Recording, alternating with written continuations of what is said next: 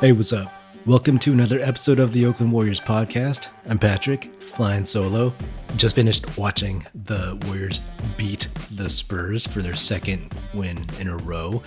They actually whooped the Spurs' asses. That was a really fun game to watch, and I gotta say, if you've listened to me talk about the Oakland Forever uniforms and the Warriors leaving Oakland, you know I'm not a big fan of all that, but I gotta say, those uniforms looked pretty good on screen. Part of it is the color scheme is just really, really nice. And I actually really dig what they did with the shorts. You know, they're not exactly the We Believe uniforms. They're just kind of a slicker riff on them. I still think the font, the We Believe font, using that for Oakland, it looks a little weird. It looks like a movie title or something like that, something you see on a movie poster. But that's what teams were into, I guess, back in the day. Well, this was a pretty fun game to watch if you are a Warriors fan, because the Warriors were running and they were just better overall than the Spurs. And this is what you got to do. You got to beat the teams that you're better than, right? The Spurs, any team coached by Greg Popovich, is going to be a good, solid team to some extent, but they just don't have the talent right now. The Warriors are better. They should win. And James Wiseman, obviously the standout story of the game in a lot of ways.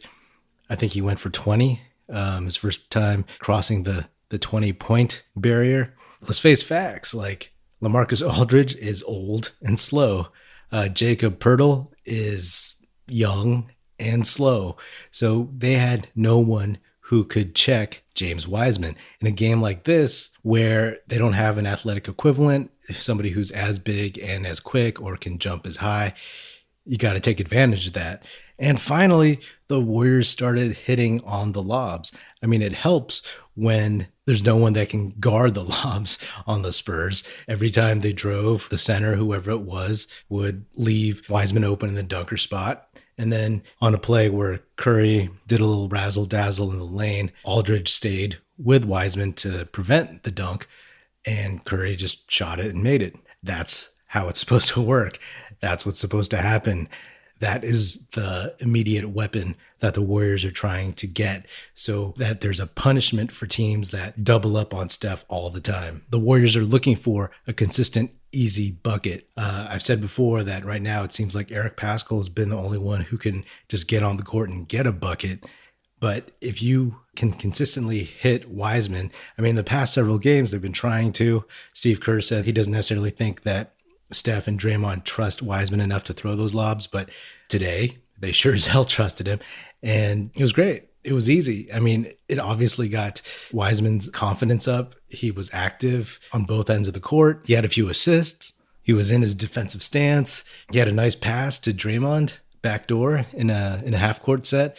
So hey, he's got that skill too. So these little glimpses, every little thing you see, it's not just an accident. It's not a one-time thing. These are things that he's going to develop and do more consistently every game, every week, every month, every season. And he seems, again, like he's able to make adjustments on the fly since last game, from quarter to quarter, from half to half. So that's really, really promising. It kind of cracks me up too, because I think, I'm not sure if this was just like some made up fan rumor or some garbage Bleacher Report clickbait, but I think there was someone who tossed out the idea of the Warriors trading out of the second pick to the Spurs for LaMarcus Aldridge and something else. And I was like, what?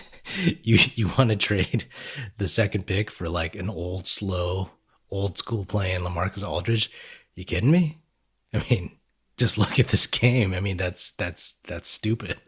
James Wiseman seems to be getting a little bit more aggressive on his dunks too. He's dunking with more emotion, I guess, more authority. He's doing the old Shaq dunk where like you throw it down really hard and then you kind of kick your body out, kick your knees forward. So that's cool.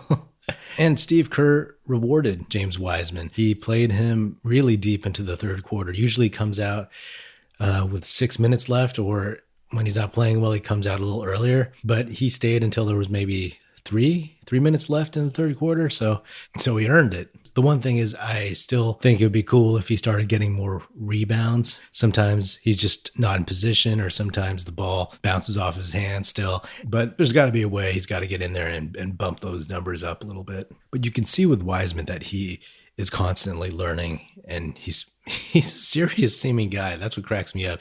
He doesn't seem to get too excited. Like, his teammates get more excited than he does. He doesn't even seem to like to high five people very much. But all good. He's focused. He's trying to get better, and that's all that really matters. Steph was awesome. This was the first time in a while that the first unit, the starters, played better than the second unit. A lot of times the first unit looks a little iffy with Oubre and Wiseman kind of making a lot of mistakes and stuff, but today they played well. And Oubre, second game in a row where he played the second unit minutes that Wiggins used to take, and he just looks like he's in the flow of the game. He doesn't look like he's thinking too hard, or thinking too much, I should say.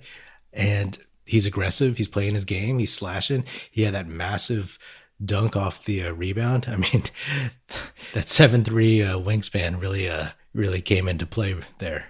So it's good. They need to be picking up wins on this part of the schedule. They're up against the Spurs tonight, then the Knicks, and then the Jazz, who are obviously a playoff team, and then they play the Wolves twice. And I just got to say, because the Warriors have never in my lifetime been a center-oriented team, or have had like a legit all-star level center. And yes, Wiseman is, a couple years away from being an all-star, but it's so crazy. It's so weird. It's such like a strange experience to not be smaller than the other team, to have like the biggest dude, the most dominant, physically dominant guy on the court. Like, that is so weird, right? Like, it's always been small ball, even in the dynasty era. Like, it's always been perimeter players, and then maybe a couple big dudes who can play defense or hit a mid-range shot or play the dunker position for the lobs. But all those guys did one thing pretty much specifically, right? Zaza played great D. Bogut played great D. He was a great passer too. David West, he was a super reliable vet, tough guy, and could also just hit that reliable mid-range shot from the elbow or from the free throw line. JaVale McGee, just a dunker, So to have potentially all those guys in one guy, like, what?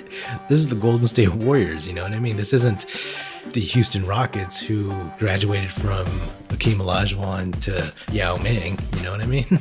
It'll take some getting used to, but I think I'm fully prepared to get used to that. Anyway, that is another episode of the Oakland Warriors podcast. Don't forget to subscribe wherever you listen to podcasts, and feel free to check me out or hit me up on Twitter at Patrick Epino, Epino, or at Oakland Warriors, and check us out at oaklandwarriors.com. That's it.